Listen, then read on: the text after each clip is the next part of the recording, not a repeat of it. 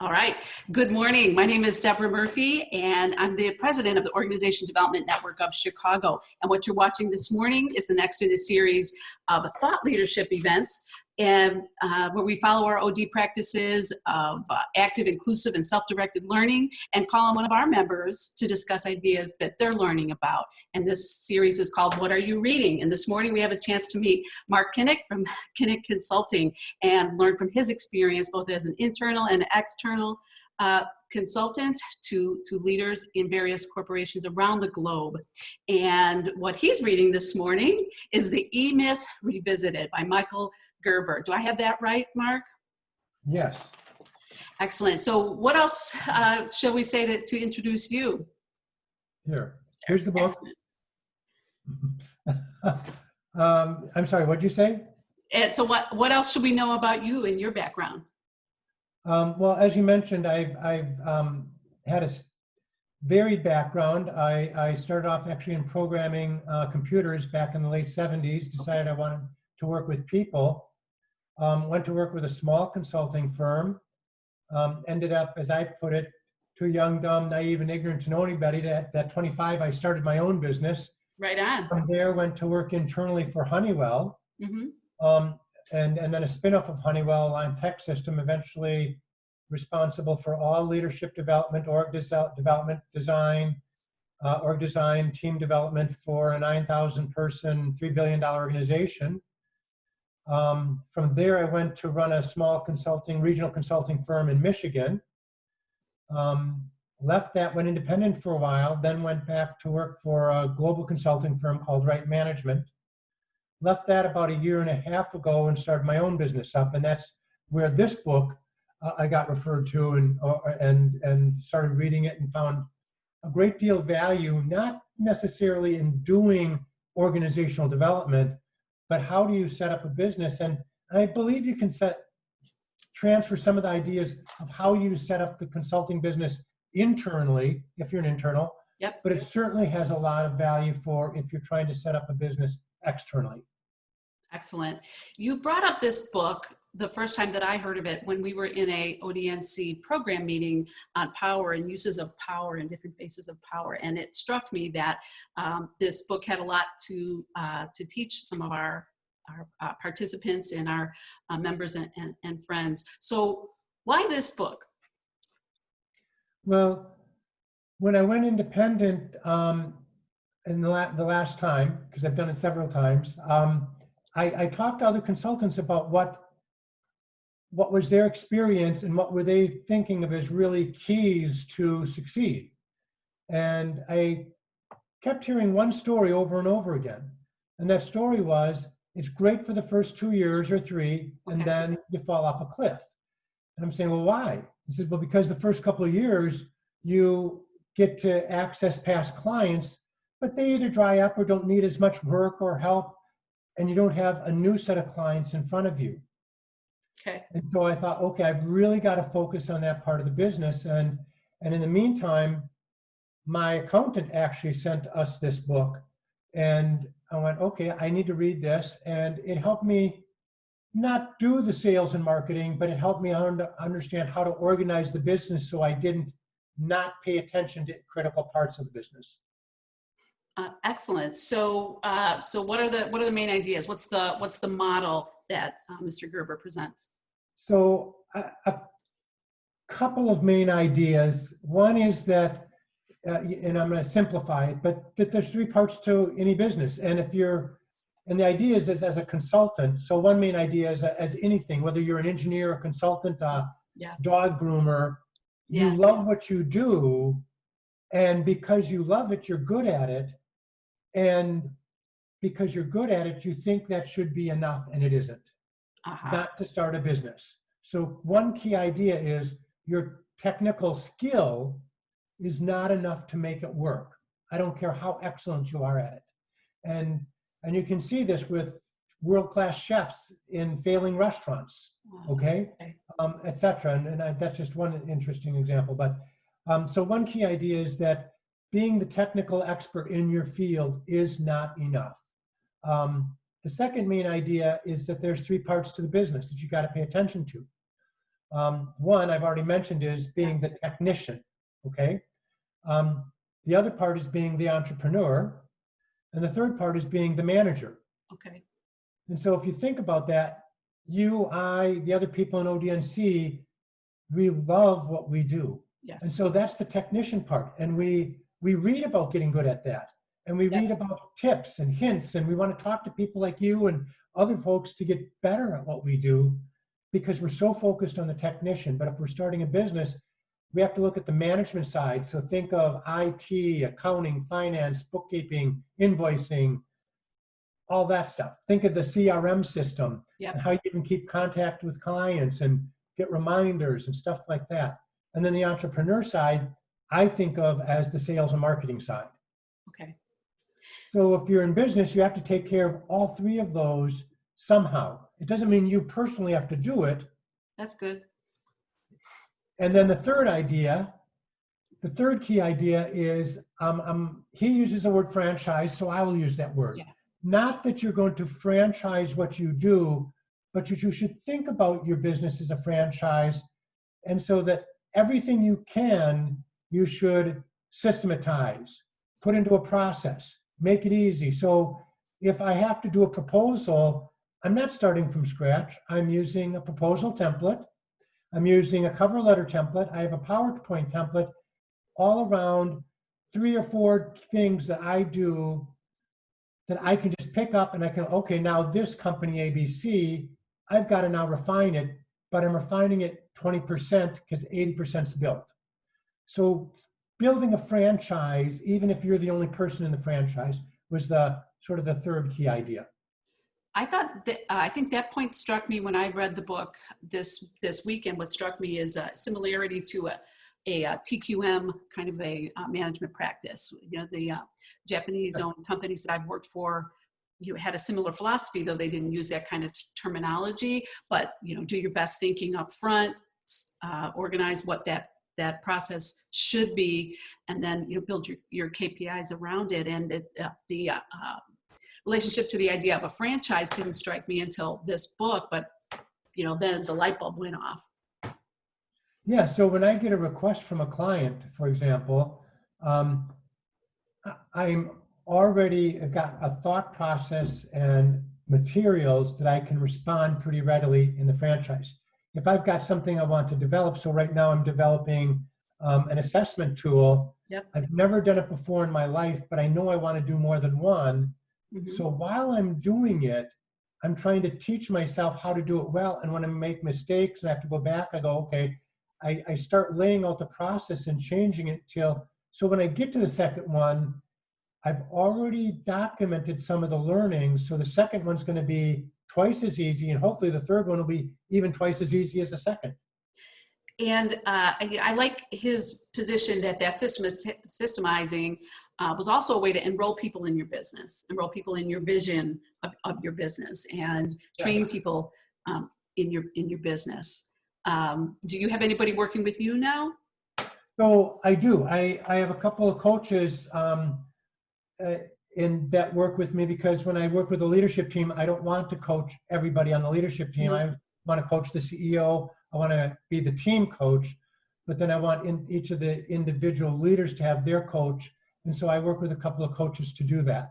And part of that is helping them understand my philosophy, my way of working. And I've started to develop, to tie it to the book, I've started to develop, this is what a coaching session should look like. Now, I say that some people are going to automatically go, wait a second, you're telling me how to coach? No, I'm saying this is how you should begin. This is how you should end. And what you do in the middle is obviously emergent. But for example, one of the key things for my approach to coaching is I want to give an assignment at the end of every single coaching session. Okay. So that between now and the next time, they're applying some very specific things to move either their awareness or their skill or some practice forward. And I will check on that at the very first thing in the session.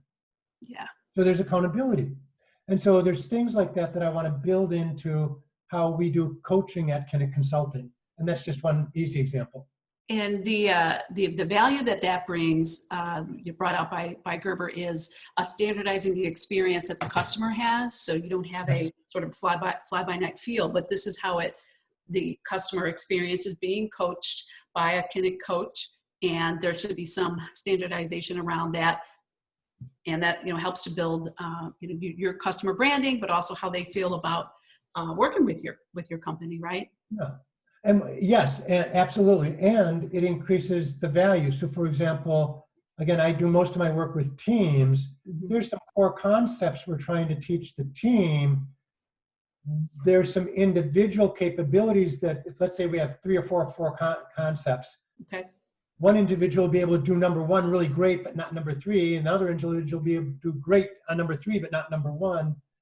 But the coaching should help them evolve on their capability of doing those core concepts as applied to them as individuals. So we're not just developing individual capability, we're developing team capability, and through that leadership team capability, developing organizational capability. There was an interesting idea in there that I have struggled with over the years from various places, whether it's working for a utility, working for a Japanese company that follow TQM practices, or hearing the story about the hotel manager that he describes in the book. And my dilemma is this: it's in some companies you're looking for an expert, like Apple's idea that, hey, we ought to bring in smart people and have them tell us what to do instead of the other way around. The theory that seems to be coming through in Michael's book is you don't need the experience. What you want is somebody who will learn your system and work your system.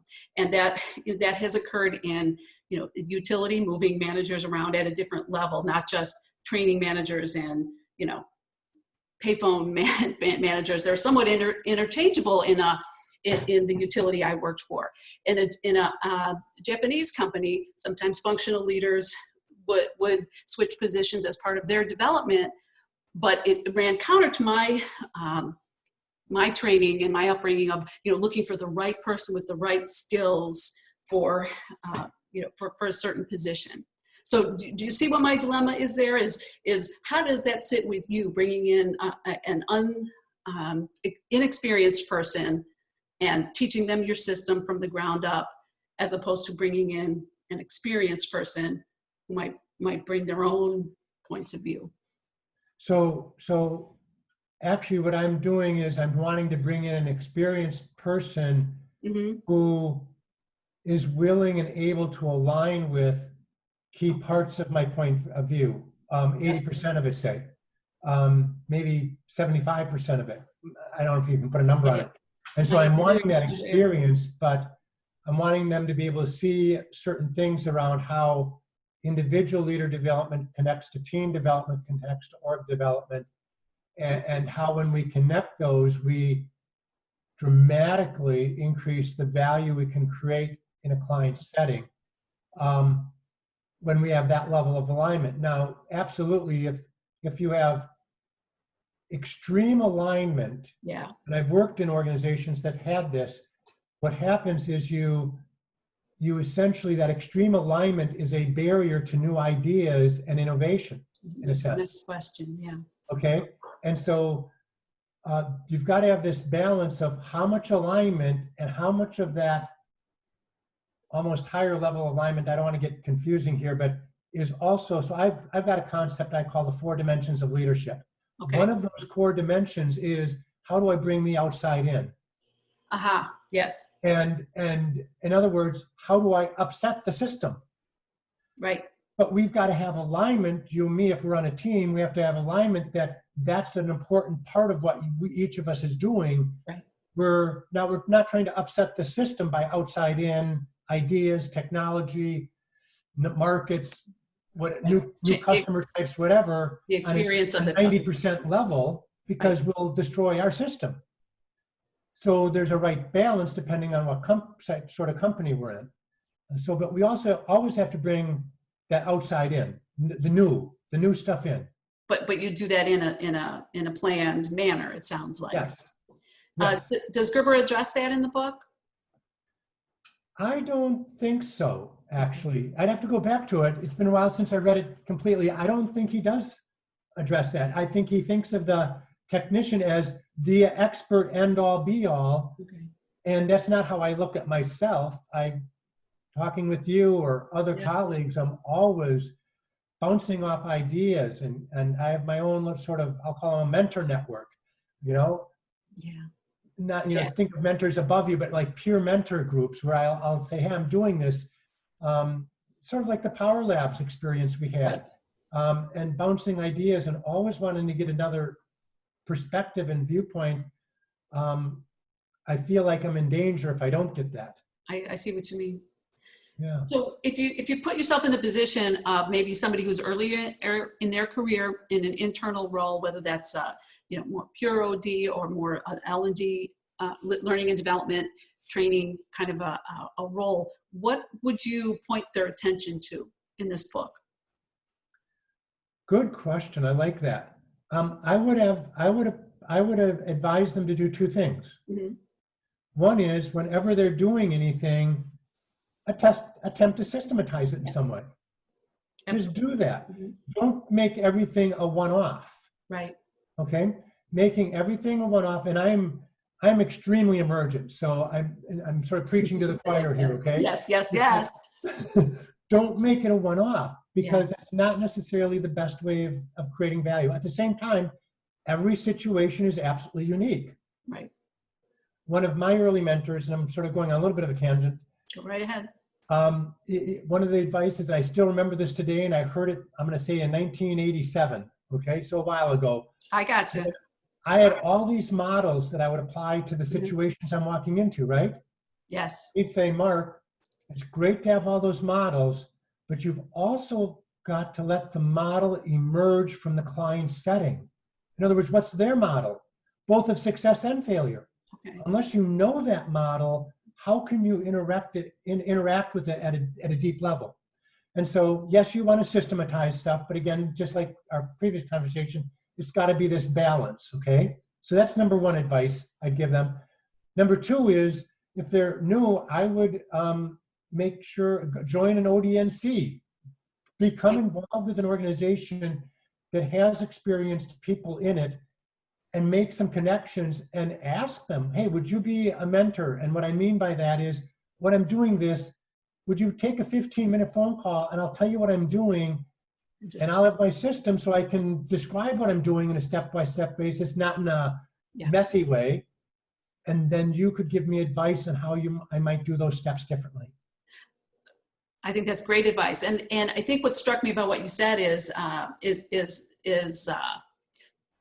very sophisticated about the mental models, is not just having your mental model in forefront, but also being able to observe what the mental model is that the customer is operating under, and maybe different people in the different roles in your customer might be operating. So that's yes, Peter Senge kind of stuff. Yeah, that's a super important point there. Good.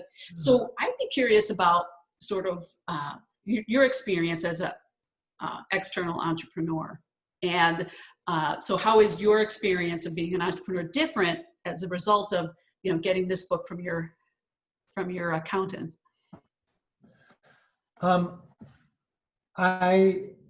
I more aggressively went after filling the roles identified in the book. So I talked in global sense, the entrepreneur, the technician, the manager.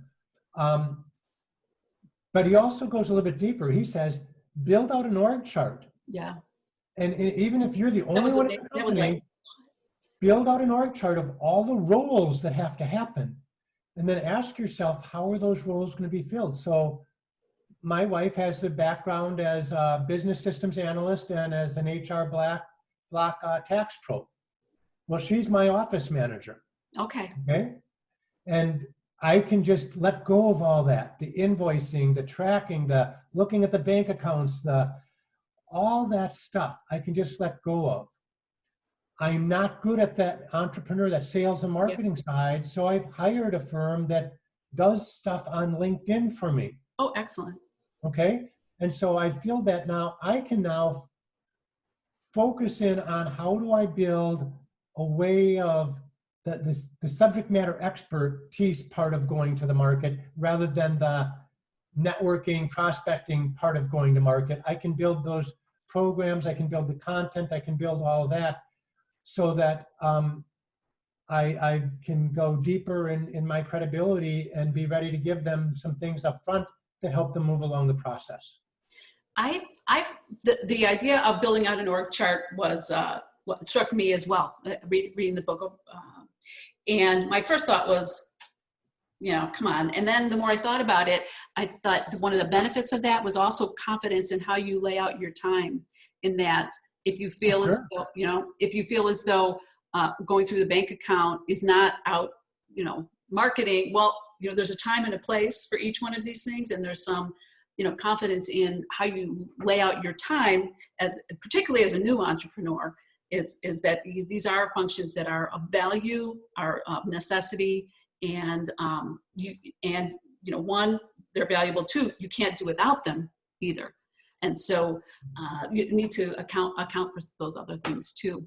And I like that time element, Deborah, because it is so easy to gravitate towards that which we love to do and away from what we hate to do. Right. And yet that's the part that's going to do us in. Right. And just to make a tie into internal, and I've got a lot of experience being an internal consultant, OD person. You still have to manage the business. Yes. And in my case, I had a budget. I was responsible for a consulting team internally, that sort of thing. But even if you're just a specialist, a standalone, you still have to manage your relationships, the business side of it, the follow through, the connections that can be sort of put in that management side of it. Yeah. You still have to do the internal marketing, or you're going to be waiting for people to just give you requests. Yeah. And those requests, I can almost guarantee, are going to come in at a lower level of what you could actually create value at. Wow, that's really powerful. Yeah, that's a powerful application of the stuff in this book too. Yeah, I think what also struck me is the standardize your business as it will look in the future. And I think why that struck me was I think that entrepreneurs, or maybe it's just me, will go to market saying, well, I don't know what people are gonna want. And so you're sort of going with the flow, but once you get into the consultant's office, having sat on the other side of the table for 30 years myself, and go, well, if you don't have a point of view, why am I talking to you? I'm not going to pay you to develop your point of view, right? Exactly. And so having that point of view already, saying this is our take on what leadership is or communication is. This is how we do that work with your managers, and this is what it will look like. And all of a sudden, then you have a model, you have a product, you have a input output, input process output to sell. So there was some at first glance, some of the things we're reading were kind of, oh no, is this another one of these, who moved my cheese sort of, cartoonizing what we do. And the more I thought about it, I really did have some more pretty powerful insights out of it. Yeah. And so I have a couple coaches. I'm the only consultant in my business, but in line with what you just presented as a part of what the book was talking about, I do have in my head, so what if I wanted to open up 3 more offices? Yeah. Philadelphia, Atlanta, and Seattle. What if I wanted to open up Fiji, Bahamas, or the south of France, perhaps? Yeah, well, yeah. And what is that? And not that I have any ability to do that today, right? But if that is there, and if that has to be successful, how would that impact me and what I'm building today? And I don't want to take it too far, because if I go, I have to build it so it could work globally, well, then I'd have to hire people to look at the language I'm using. And does it, I think of the Chevy Nova example, where Nova means no-go in Spanish. Mm-hmm. Yeah, and it's like bad branding, right? But I'm not going to go there, but it's like, in terms of that systematizing, if Yeah. it's going to be able to be, and I revolt at the idea of cookie cutter, okay, but Yes. sort of like that, Yeah. okay, then how do I build it today here in Chicago so that it Yeah. has that potential? Right. You've got the same dough. You might use a different shaped cutter or a different Yeah. icing, but the core recipe and the core process and the core equipment like oven temperatures and so forth. There are some basics that will stay the same, right? And so one of the things I think it does for me, and it might do for, I can sort of see other OD people getting into this, but it certainly does it for me, is that it's easy to go as an OD person, well, let's see, I do team development, I do leader development, I do coaching, I do org design, I do change management, I do communications, I do conflict management, and then, you sort of can keep going, right? Yeah. It's like, but wait a second. If I say I do everything, then nobody out there is going to be able to buy anything from me. That's right. And so, yes, if I get into a client setting and they love what I do and they like me and the relationship, they might ask me to do some of this other stuff. But first, I've got to have, back to your point of view comment, a specific point of view about what I do and what is the value I'm trying to create that is more able to be systematized rather than saying, well, I can do everything. Who wrote is it Jack Campbell, or I'm getting the name wrong? Who wrote the Chicken Soup for the Soul books? Jack Canfield? Canfield. So Jack Canfield wrote that book, Focus, and he suggested this, the same thing, that the example he gave was an interpreter who had 10 languages in her arsenal, but when she and got no business when she said I can do anything, but said no, I'm a Russian English interpreter. Yes. Got business in that silo, but then said, oh, but do you know Italian, whatever the Spanish, whatever the other languages were in her arsenal. So that book also suggesting focus as a way of branding and hooking it, not only your own thought process, but how you're seen in the market. Yeah. Mm-hmm.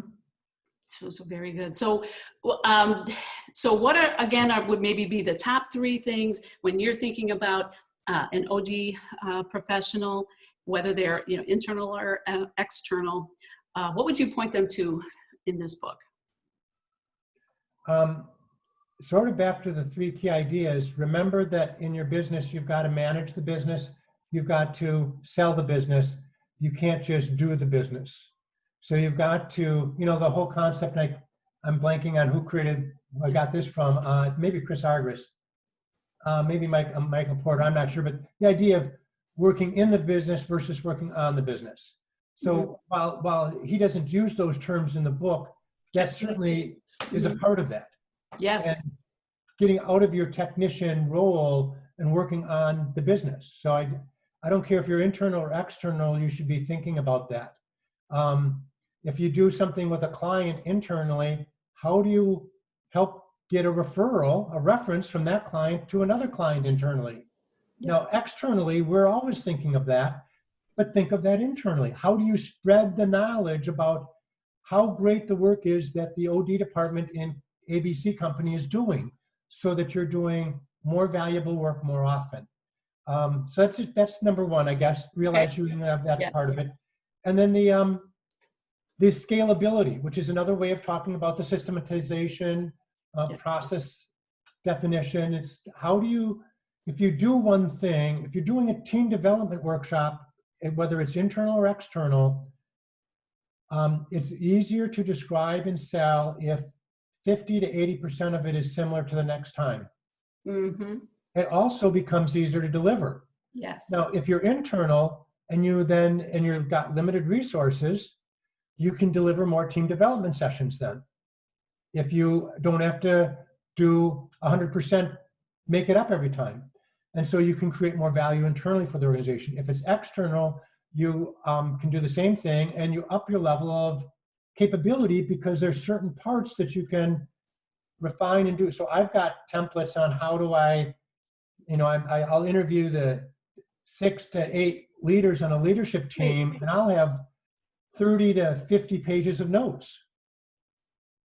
I have a very good way of systematizing that into a PowerPoint that really crystallizes it. Okay. Now, I've got to do that in every single team development session. Yes.